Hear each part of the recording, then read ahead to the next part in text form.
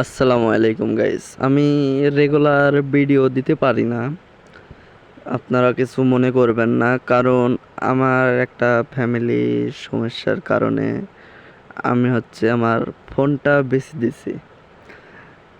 এই জন্য আমি ভিডিও বানাইতে পারতেছি না, দিতেও পারতেছি না।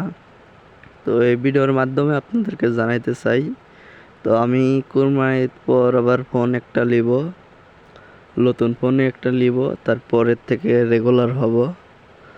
তারপরে সব রকম ভিডিও দেওয়ার চেষ্টা করব, আপনারা কিছু মনে করেন না।